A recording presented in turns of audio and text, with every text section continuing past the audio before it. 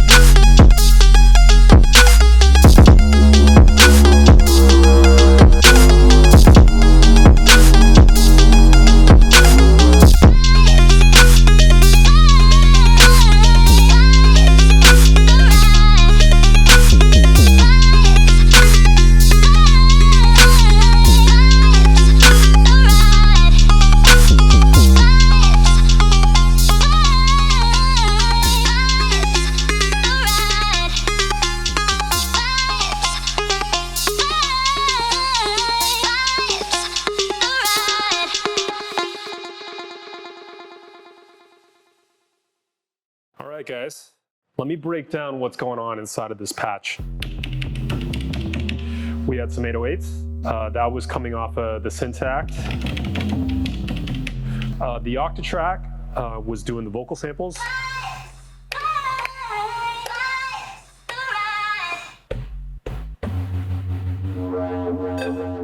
We had Reese coming off of the Machine Plus. I normally use the Machine Plus when I need a sound that's not as easy to recreate on the modular. I use the Machine Plus. Stuff like Reese's, rave chords, super saws.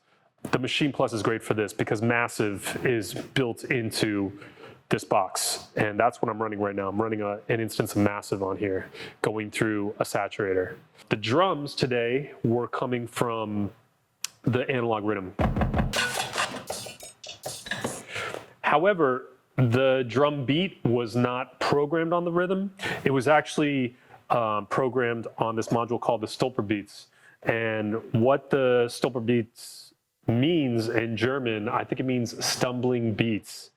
If I were to describe this module, this is basically the low-end theory module circa 2013. If somebody made a module that could do vintage fly low and J Dilla rhythms, this would be it. Because that's actually really, really hard to pull off. That style swing is very complex and it's very hard to do. If you're working in a computer, oftentimes you're either recording unquantized or you're manually nudging drum sounds off of the grid.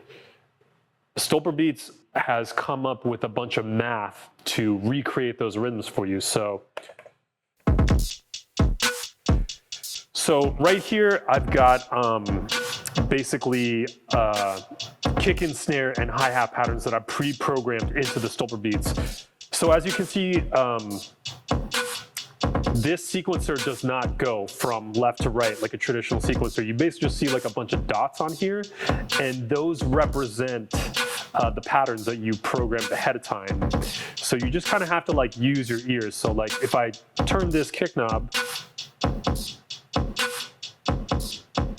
there it goes. Like the kick pattern just changed. That's a kick pattern I programmed in advance. Like, see, the snare pattern just changed. I programmed these snares in advance.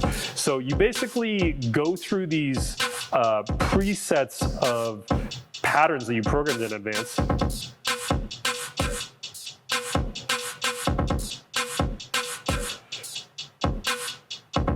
And that's how you use the sequencer. But the magic from the sequencer comes with this shuffle knob. So with this shuffle knob, this allows you to swing the pattern out.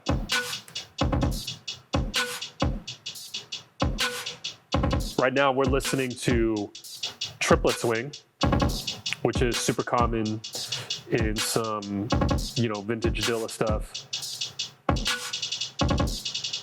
There we go. Triplet swing.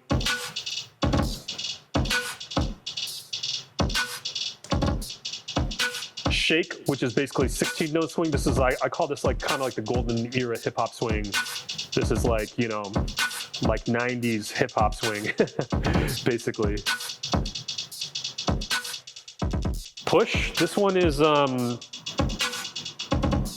this is kind of like how I swing my drums inside the computer, where it's not necessarily, kind of like a set mathematical pattern. It's more kind of like nudging drum hits off the grid. And this is what I most commonly use in the box. And then clave, which is more like kind of like a Latin swing. Really interesting.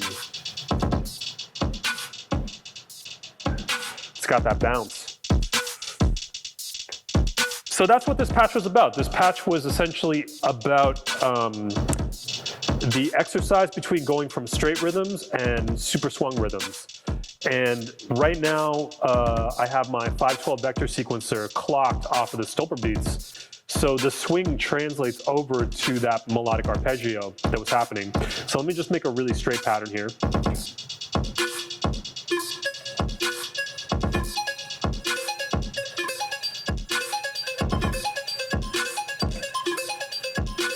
Now check it out. If I turn the shuffle knob, it's also going to swing the arpeggiator as well too.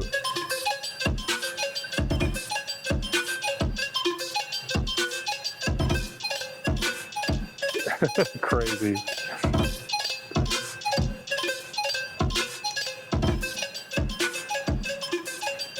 Wow.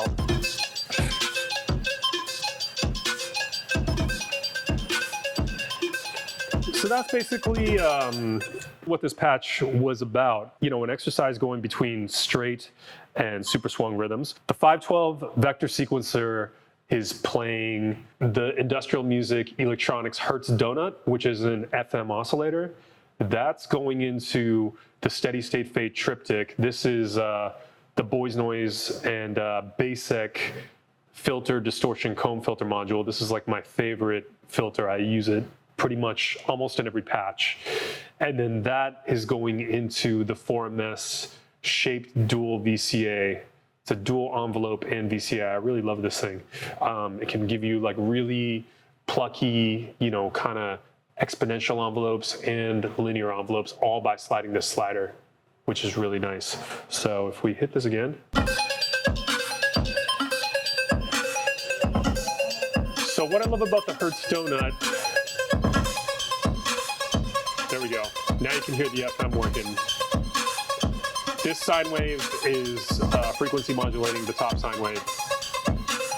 I love this because very quickly you can get a wide variety of timbres.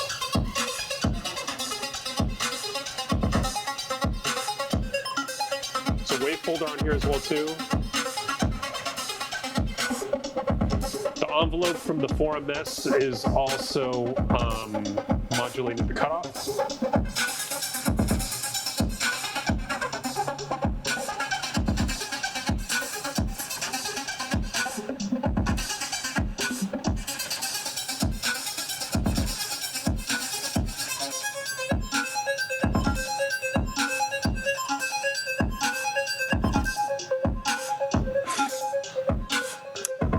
And what's interesting about this sequencer, why I love it, is that obviously you can see all 8 steps on here. It can do much more than 8 steps. I believe it can do up to 64 steps, I think, or potentially more. Right now I just have an 8-step sequence, but obviously you can use this encoder to kind of affect all 8 steps at once. So if I kind of want to turn off all 8 steps, I can just use this encoder, and then boom, they're all on. And that also goes for the pitch as well too. This is kind of like a macro knob to affect everything.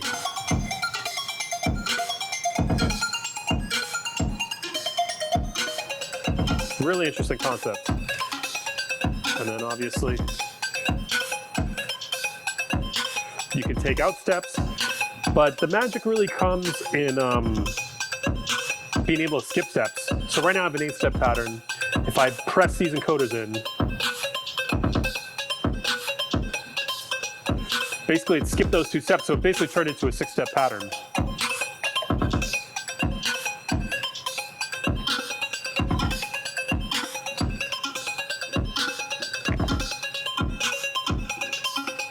And the reset is coming from the stolperbeats on the bar. So I really love this. It's very playable. Change octaves very easily. You could also change the length of the pattern the old-fashioned way with a knob. Many other sequencers work in the same fashion.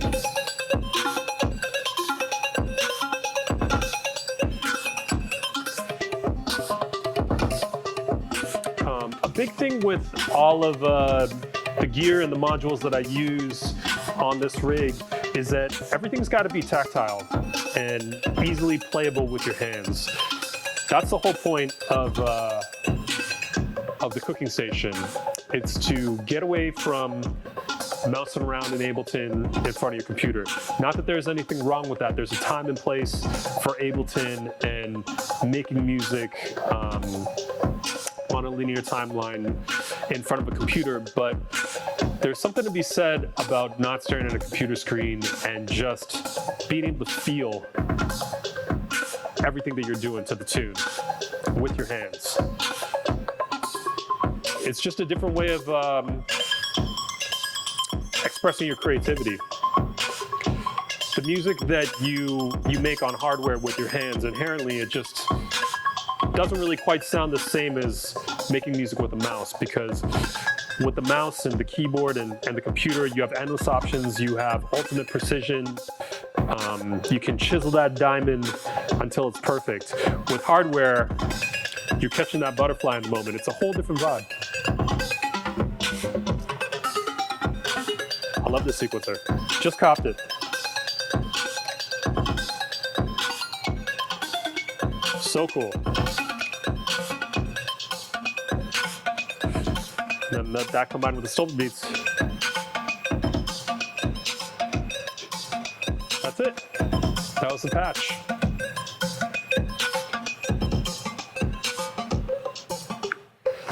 Thanks for watching. Let me know if you guys want to see more of these breakdowns. It's been fun hanging with you. Take it easy.